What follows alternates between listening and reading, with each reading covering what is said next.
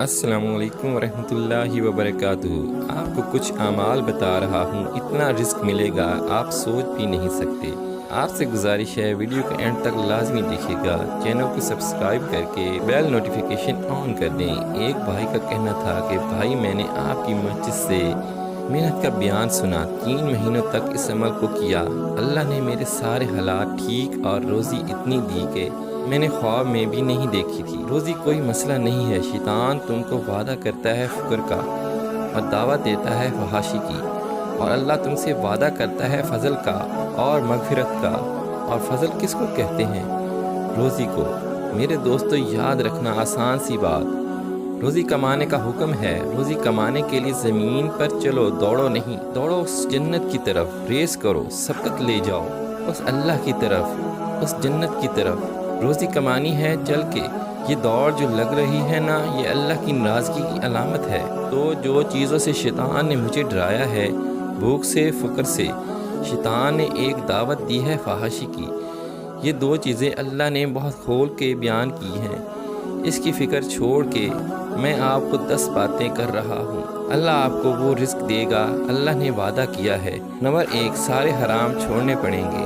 چند دن نامحرم عورتوں کو دیکھنا چھوڑو۔ چاچی نامحرم ہے، جس عورت سے شادی ہوتی ہو نا، وہ نامحرم ہے۔ حضرت فاطمہ رضی اللہ تعالیٰ عنہ جنت میں جوان عورتوں کی سردار، وہ کہہ رہی ہے اگر مجھے موت آ جائے تو میرے جنازہ جو ہے میت رات میں نکالنا، اور میرے جنازے کے اوپر کپڑا ڈال دینا، بیچ میں ٹہنیاں ڈال دینا تاکہ میرے جسم کی بناوٹ نظر نہ آئے۔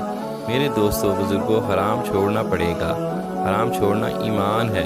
بغیر بریک کے آپ کے پاس کار ہو، آپ کو منزل تک نہیں پہنچائے گی، قبرستان پہنچائے گی۔ پہلی چیز تقویٰ ہے۔ اب تقویٰ آپ کو علماء سے پوچھنا پڑے گا۔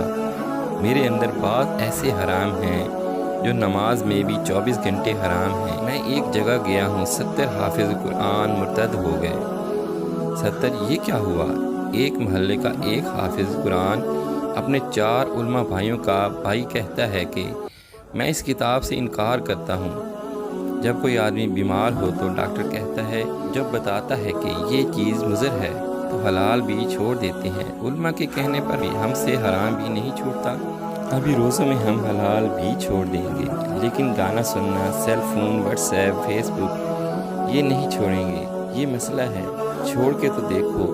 اچھا ایک دن نہیں، صحابہ کو 30 سال لگے سارے گناہ چھوڑنے پر۔ سود 30 سال، 22 سال بعد حرام ہوا۔ زکوٰۃ 14 سال بعد فرض ہوئی۔ حضرت عائشہ فرماتی ہیں کہ اگر یہ سارے احکامات پہلے سال آ جاتے، شاید ہی کوئی صحابی اس کے لیے تیار ہوتا۔ آہستہ آہستہ علماء سے پوچھ کر ایک ایک چیز چھوڑیں۔ اللہ کہہ رہے ہیں صدقہ دو، اللہ کہہ رہا ہے صدقہ دو، صدقے سے مال بڑھتا ہے۔ اور حضرت محمد صلی اللہ علیہ وآلہ وسلم فرماتے ہیں میں قسم کھاتا ہوں صدقے سے مال بڑھتا ہے۔ سعودیہ سے ایک دوست نے فون کیا، بھائی میرے سالے کو کوئی بیماری ہوئی ہے، وینٹیلیٹر پر چلا گیا، ڈاکٹر کہہ رہے ہیں اس کو ہوش آئے گا تو آپریشن کریں گے، فائدہ نہیں ہوا تو کہنے لگے آپ مجھے کوئی دعا بتائیں۔ میں نے کہا اس کے کان پر قرآن پاک چلا دو، اور یہ بتاؤ اس کی بیماری کا 7 دن کا کتنا خرچہ ہے؟ کہا 15 لاکھ۔ میں نے کہا ہمت کر کے اپنے اس سالے کے رشتہ داروں سے کہو 15 لاکھ صدقہ کر دیں، پھر دیکھو اللہ کی قسم 1 گھنٹے کے اندر بغیر دوائی کے گھر واپس جائے گا۔ بیماری آتی ہے $1 لاکھ کی، ہم صدقہ دیتے ہیں $10 کا۔ یا اللہ صدقہ دے دیا ہے، اتنے بڑے وعدے کے بیماروں کا علاج صدقے سے کرو، اور قسم کھائی ہے صدقے سے مال بڑھتا ہے، اور قرآن کہتا ہے صدقے سے مال بڑھتا ہے۔ تو رزق اس پہ ہے۔ رزق اس کو کہتے ہیں کہ نیک بیوی، نیک بچے، صحت، بے خوف زندگی، سکون، چین، اطمینان۔ ہم ابھی آ رہے تھے جہاز میں، ایک بھائی کہتا ہے مجھے نیند نہیں آتی سعید بھائی، مجھے کوئی گولی دے دو۔ کہا آپ کو گولی نہیں، آپ کو گولا دیں گے کہ اٹھو گے نہیں۔ ڈرائیور آیا، 72 گھنٹے میں سے 60 گھنٹے سو کے واپس چلا گیا۔ ابھی 1 سال پیدل لگایا اس نے۔